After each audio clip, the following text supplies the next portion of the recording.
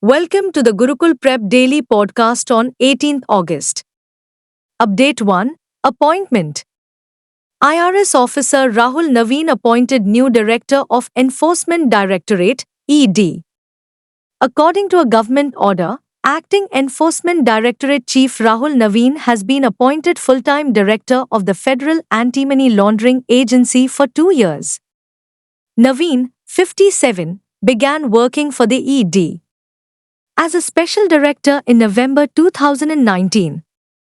In September of last year, the IRS official from the 1993 batch became the ED's acting director. Naveen's tenure as the interim ED head saw the high-profile arrests of Delhi Chief Minister Arvind Kejriwal and Jharkhand Chief Minister Hemant Soren in separate money laundering cases. Update 2. Appointment.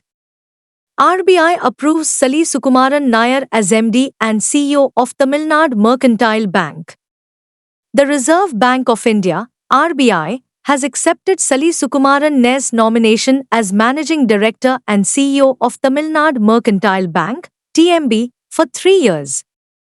His most recent position was Deputy Managing Director and Chief Credit Officer at the State Bank of India, where he managed the credit portfolio till May 2024.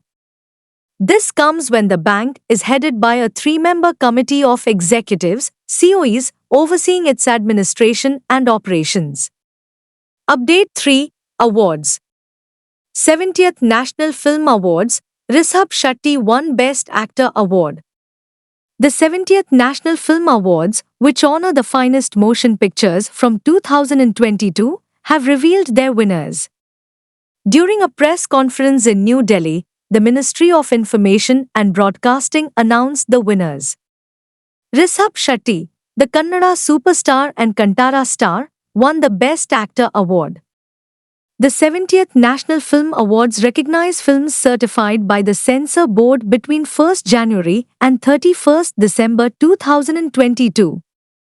The winners, including the recipient of the prestigious Dadasaheb Phalke Award, will be honored by President Draupadi Murmu in a ceremony scheduled for October 2024. Update 4. Books. Book on Vaccinology, World of Vaccinology 2024, released. Kerala Gunner Arif Mohammad Khan launched a book titled World of Vaccinology 2024, co-authored by M.I. Sahadullah, Chairman and Managing Director of KIMSHEALth, and Sayena Uduman, Professor Emeritus, Department of Pediatrics and Pediatric Infectious Diseases, UAE University. As part of KIMSHEALth's CSR initiative, Dr. Sahadullah stated that the HPV vaccine against cervical cancer will be free to females aged 9 to 14 in Kerala. E.M. Najib, Executive Director of KIMSHEALth, and G. Vijayaraghavan, Vice Chairman of KIMSHEALth, among others, were present. Update 5. International. Paetongtarn Shinawatra becomes Thailand's youngest Prime Minister.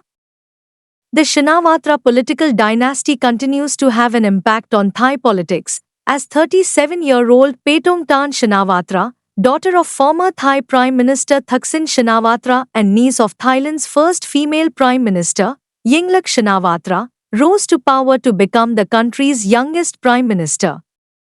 Within 48 hours of Prime Minister Srettha Thavisin being dismissed by a court order that ruled he violated the constitution by appointing a minister who did not meet ethical standards, Paetongtarn was nominated by Pheu Thai, the majority ruling party, to succeed him.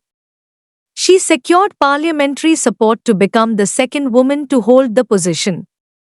Update 6. Obituary. Former Meghalaya Chief Minister Salsing C. Marak passes away at 83. Salsing C. Marak, the former Meghalaya Chief Minister, died at 83.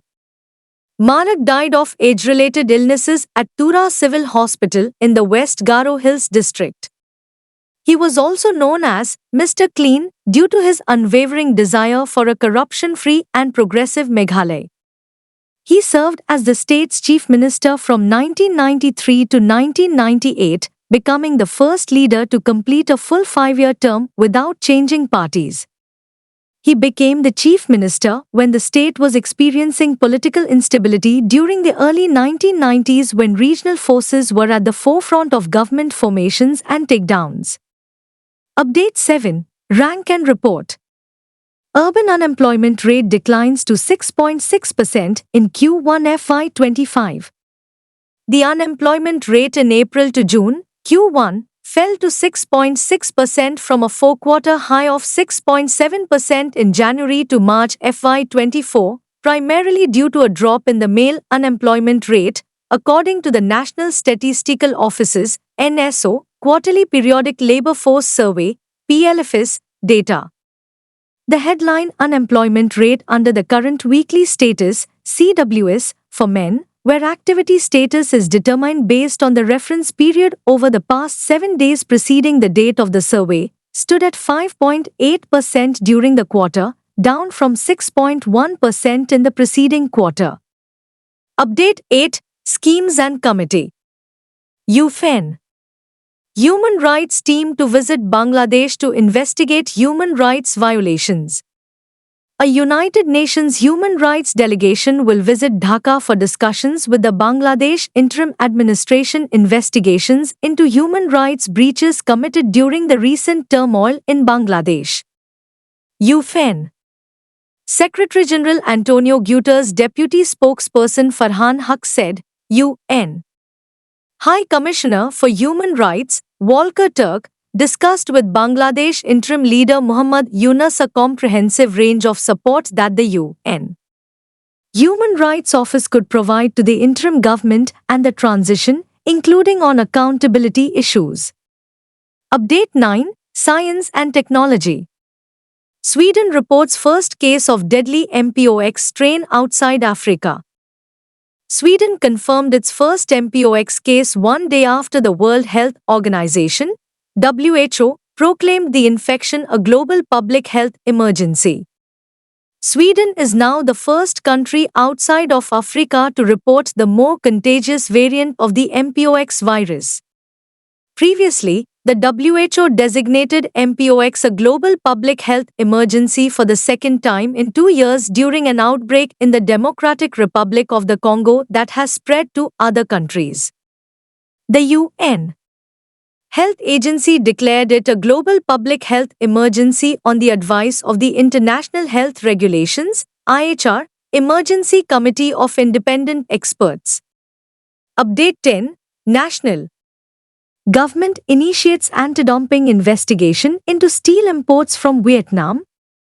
India has begun an anti-dumping investigation into imports of hot-rolled flat products produced in or exported from Vietnam, following accusations that they were being marketed at low costs, harming the domestic steel industry. Indian steelmakers have long complained about cheap imports from China routed through Vietnam under the India-ASEAN free trade deal. Imports at lower prices have been impacting domestic steel prices.